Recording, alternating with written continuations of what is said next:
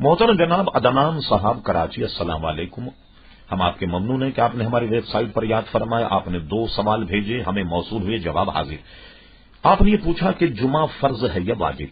محترم عدنان صاحب، سب سے پہلے تو یہ ذہن میں رہے کہ جمعہ فرض ہے، اور حدیث شریف میں فرمایا گیا کہ جان بوجھ کر جس نے 3 جمعے ترک کیے اب وہ اسلام کی طرف واپس نہیں آئے گا یا اس پر مہر لگا دی جائے، جس میں شرائع حدیث کا موقف یہ ہے کہ یعنی جمعے کو ہلکا جان کر جس نے 2-3 جمعے چھوڑ دیے اس کے دل پہ مہر لگا دی جائے گی۔ اور ظاہر ہے کہ جس نے فرض کو ہلکا جانا اور اس وجہ سے اس نے چھوڑ دیا کہ اس کی کوئی اہمیت نہیں، تو ایسا شخص تو یقیناً سب گناہ گار اور مستحق نار، تو اس کے چھوڑنے سے بچنا چاہیے۔ البتہ یہ ذہن میں رہے کہ کسی وجہ سے، کسی ضرورت سے خدا نہ خواستہ آپ کا جمعہ اگر چھوٹ جائے، سب سے پہلی بات تو یہ کہ جمعہ فرض ہے، اگر چھوٹ گیا تو اس کا نعم البدل ظہر کی نماز ہے، یعنی جیسے عام طریقے سے آپ ظہر کی نماز پڑھتے ہیں اسی طریقے سے آپ جمعے کے دن بھی ظہر کی نماز پڑھیں۔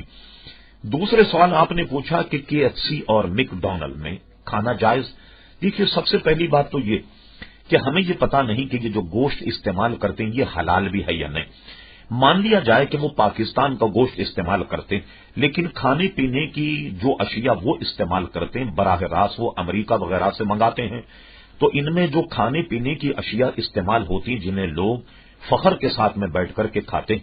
ہم نے امریکہ کا دورہ کیا، امریکہ میں بیشتر ایسی اسلامی تنظیمیں ہیں کہ جنہوں نے وہاں کے کھانے پینے کی چیزوں پر بڑی تحقیق کر کے بڑی بڑی ضخیم کتابیں لکھی اور اس میں یہ بتایا کہ ان میں کون سی چیز حلال ہے اور کون سی چیز حرام، اور بڑی بڑی کتابیں اس پر لکھی گئی، اور وہاں کے مسلمان عموماً ایسی چیزوں سے پرہیز کرتے۔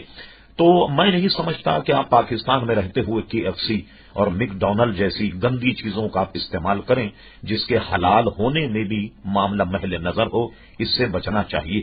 اور عدنان صاحب، ایک بات آپ کے ذہن میں ضرور رہے، KFC اور میک ڈونلڈ یہ امریکہ کے گھٹیا کھانوں میں شمار ہوتا ہے جو وہاں کے مزدور اور پیشہ ور قسم کے حضرات جو ہیں وہ کھاتے ہیں، جو ہمارے یہاں بطور فیشن کھایا جاتا ہے اور ہزاروں روپے اس کی بھیڑ چڑھائی جاتی ہے۔ آپ اس سے بچیے گا۔ جو اشیاء استعمال ہوتی ہیں وہی ہم محل نظر ہے کہ آیا وہ حلال اور طیب بھی ہیں یا نہیں۔